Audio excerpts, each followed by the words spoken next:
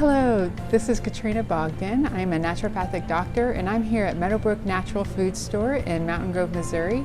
Today we're going to talk about the homeopathy section. So join us as we talk about what to do with these small remedies. In today's video, we're going to do a comparison of two homeopathic remedies, Allium cepa and Euphrasia officinalis. And if you haven't had a chance yet, please go back and watch the Introduction to Homeopathy video first. Let's begin by talking about where these homeopathic remedies are sourced from. Homeopathic Allium cepa is derived from a dilution of the common onion. So if you can imagine, think about cutting into an onion and what that does to your body. While homeopathic Euphrasia officinalis is a dilution of the plant eyebright, notice that both of these homeopathic remedies are named after the scientific names of each of these plants.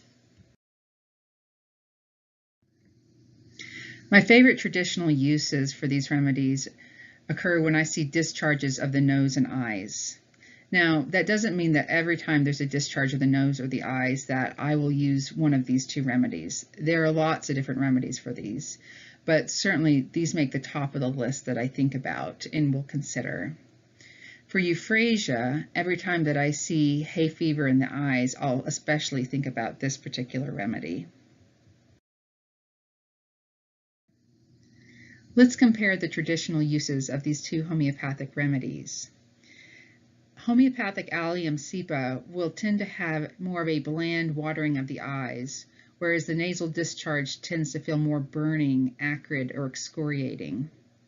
On the other hand, Euphrasia officinalis, its burning discharge comes more from the eyes, not the nose, and its nasal discharge is more bland.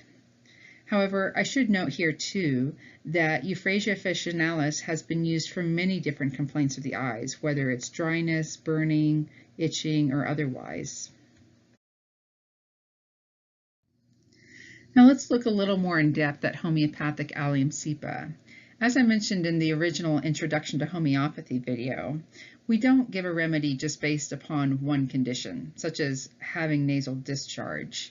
So we want to see some other features as well, because it really gives us some insight as to how this particular individual is expressing the imbalance within their body. They don't have to have every single feature, but it should match it fairly closely.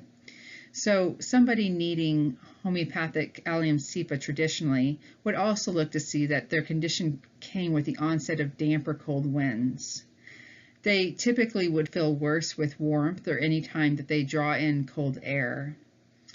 They also tend to feel worse more in the evenings rather than the earlier daytime. If they have headaches, the headaches will be dull and have lots of congestion along with them. And if they have a cough, it'll be more of a spasmodic cough with a raw splitting pain in the larynx. Meadowbrook Natural Foods carries a 30C potency of Allium cepa.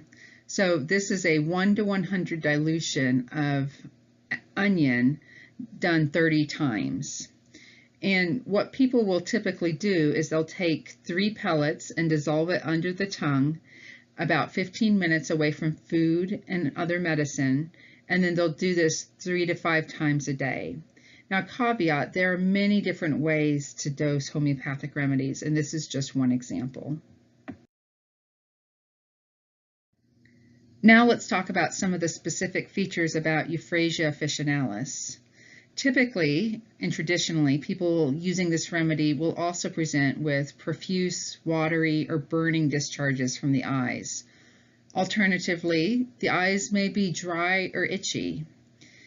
If there's a discharge from the nose, it tends to be runny, but not really burning.